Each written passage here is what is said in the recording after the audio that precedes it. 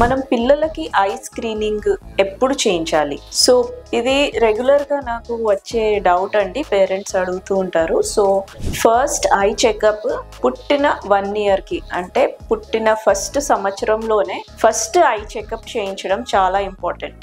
ఒకవేళ అప్పుడు మిస్ అయితే కనుక ఫస్ట్ 3 ఇయర్స్ ఆఫ్ లైఫ్లో ఫస్ట్ ఐ చెకప్ చేయించాలి.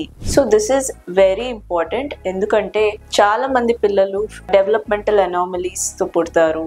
అండ్ సో కొత్తగా రీసెర్చ్లో మనకి తేలింది ఏంటంటే 2050 ఇయర్ కల్లా మన వరల్డ్లో 50% జనాభాలో మయోపియా ఆర్ షార్ట్ సైట్ వచ్చేస్తుందంట. సో 50% పాపులేషన్కి షార్ట్ సైట్ ఉంటుంది. అండ్ అది కూడా న్యూవర్ జనరేషన్, అంటే పిల్లల్లో షార్ట్ సైట్ వచ్చే రిస్క్ చాలా ఎక్కువగా ఉంది, ఎస్పెషలీ మన ఇండియాలో. ఎందుకంటే పిల్లలు ఇప్పుడు ఎక్కువగా స్క్రీన్స్కి, ఇండోర్ యాక్టివిటీస్కి అలవాటు పడిపోతున్నారు. సో దానివల్ల క్లాస్ రూమ్లో చూసినప్పుడు అట్లీస్ట్ 3/4 క్లాస్ రూమ్లో పిల్లలకి గ్లాసెస్ అంటే అద్దాలు ఉంటున్నాయి. ఈ ఐ అవేర్నెస్ క్యాంపెయిన్ చేస్తున్నామండి, మనం స్కూల్ స్క్రీనింగ్ ప్రోగ్రామ్స్ చేస్తున్నాము.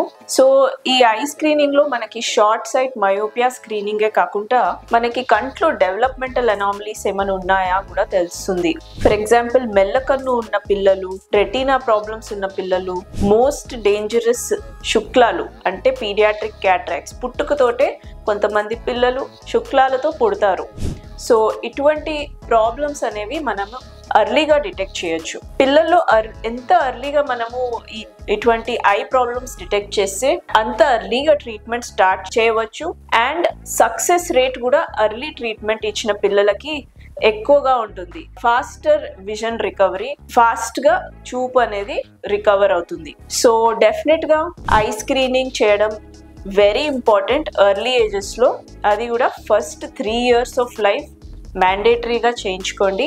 పేరెంట్స్కి పిల్లల్లో ఎటువంటి ఐ ప్రాబ్లమ్స్ కామన్గా ఉంటాయి, దీని గురించి ఏమైనా డౌట్స్ ఉన్నా, ఇన్ఫర్మేషన్ తెలుసుకోవాలన్నా డెఫినెట్గా మీ దగ్గరలో ఉన్న పీడియాట్రిక్ ఆఫ్థాల్మాలజిస్ట్ దగ్గరికి తీసుకురండి. ఎందుకంటే మన పిల్లల భవిష్యత్తు బాగుండాలంటే వాళ్ళ చూపు బాగుండాలి. Thank you.